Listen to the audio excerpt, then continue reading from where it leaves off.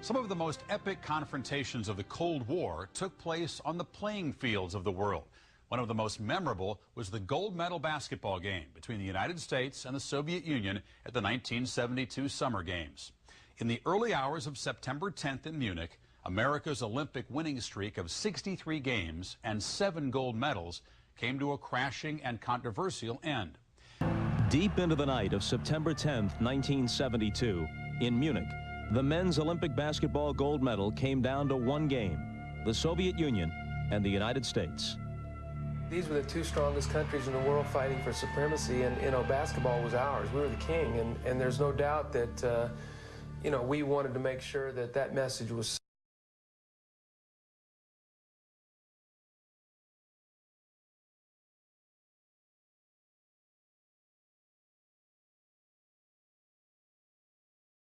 last half minute, the Americans had cut the Soviet lead to 1, and then the Soviets gave Doug Collins one last golden chance. I picked up the loose ball, went length to the floor, and as I went up to shoot the layup, I remember the guy getting ready to flip me. He got himself in a position where he was going to flip me, so I knew I was going to take a nasty fall. It's a reset of the clock to 3 seconds.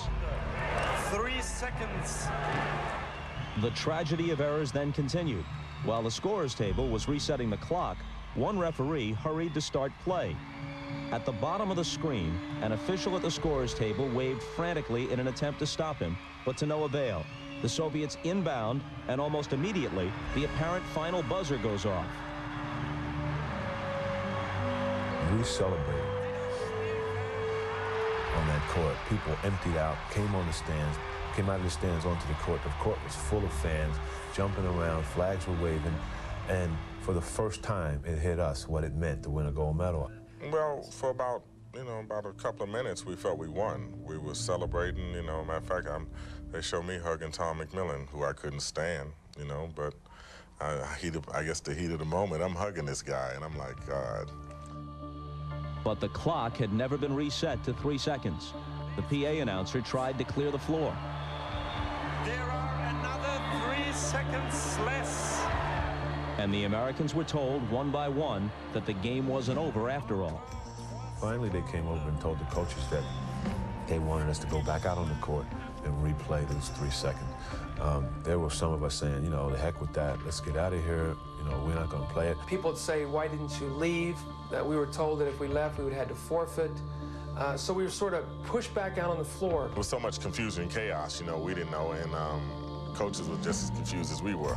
So we, stayed out, and we said, all right, we'll play it out. McMillan backing out of the way, Yedeshko has a clear lane to Alexander Belov, who was breaking for the American basket. Hank Iba had left his reserve center, the towering Tom Burleson of North Carolina State, on the bench. Covering the 6'8 Belov was 6'7 Jim Forbes, and running back to help, 6'3 Kevin Joyce. I saw the ball heading long, and I just started running towards it, towards the basket. And that's why I just jumped up and tried to get it. That's why if you see pictures, I'm just kind of flying by, out of bounds. In a bizarre reversal from the American celebration a few moments earlier, the Soviets were now delirious, the Americans devastated. That's about the rustlest thing that can happen, to lose a ball game like that. I've been to business a lot of ball games, never lost one like that, ever. I think deep down everybody said, well, they'll reverse this. Maybe they'll give us 3 more seconds.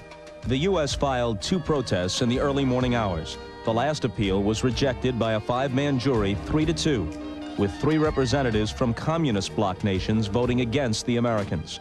The bitter U.S. team voted not to accept the silver medal. There was no way that we lost that game, and to me, and I'm sure the other players, to accept that silver medal would be to condone what they did and to be accepting something that really wasn't even ours. I don't want that medal. I didn't win a silver medal. We won the gold. And if we took it now, it would be admitting that we lost.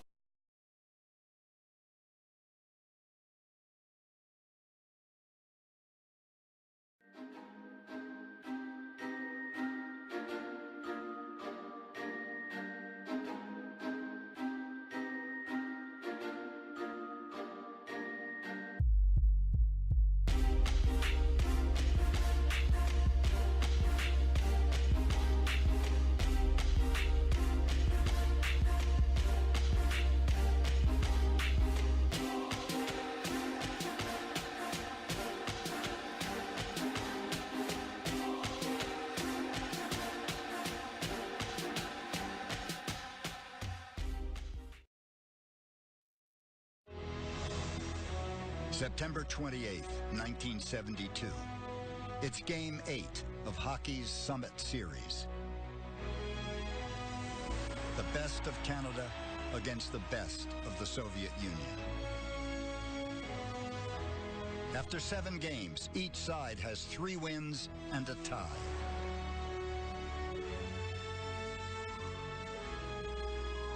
In Canada, the entire country is virtually shut down.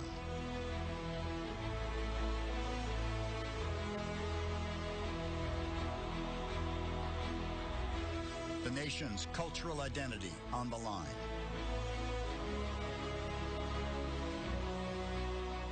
As the Soviets pull ahead after 2 periods, 5-3, frustration mounts. During the intermission, the goaltender Ken Dryden says to himself, "In 20 minutes, I will be the most hated man in Canada." It was the ultimate test of the 2 hockey superpowers. Those guys were playing with passion. Everybody knew that it's a war. Now they're pointing at each other back of the net. Parise is totally incensed at this call. 2 hostile economic and political systems. Capitalism versus communism. We're not going to lose. No way we're going to lose. This was for the prestige of the country. We are the world champions. I was like a man possessed.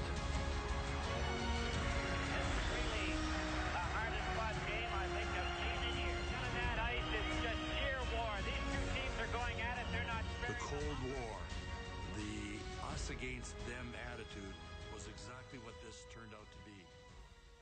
1:02 left in the game. Canadian team went into a huddle there, which seemed to be a little unusual.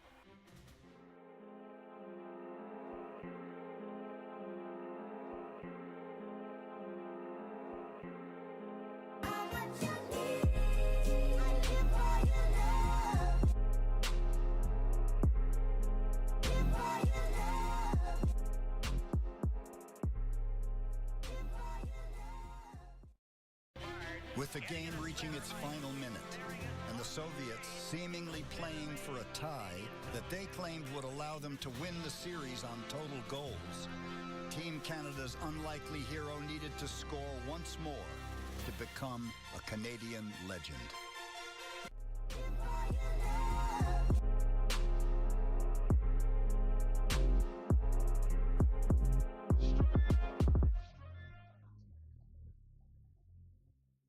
I stood up and I started yelling at Peter Mohavlis to come off the ice. I had never done that before in my life. I never did it again. And I jump over the boards and the defenseman stuck a stick out. I tripped on it, fell into the boards.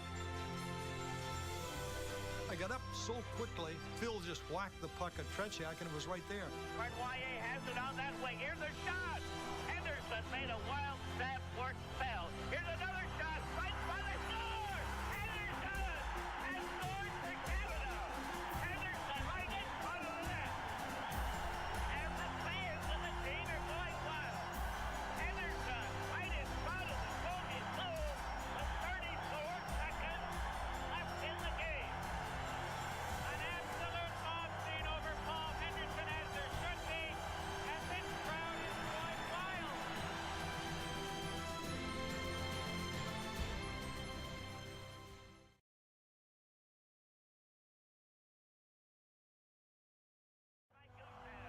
Tried and played it back to the goal. The game is over, and Canada have won the series.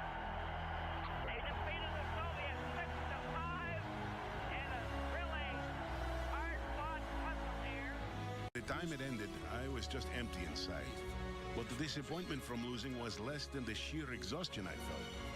It was hard to even comprehend what happened. So, yes, I have the disappointment, but pride too. We showed the world that we could play beautiful hockey. So I'd say it's 50-50. These games should be respected. 2 amazing teams. Americans tend to remember where they were and what they were wearing and who they were with the day Kennedy was shot. Canadians tend to remember where they were and what they were wearing and who they were talking to and who they were with the moment that Paul Henderson scored that goal. That's how important it is in our history. They don't ask me questions initially. They tell me what they were doing and where they were. Here's a shot.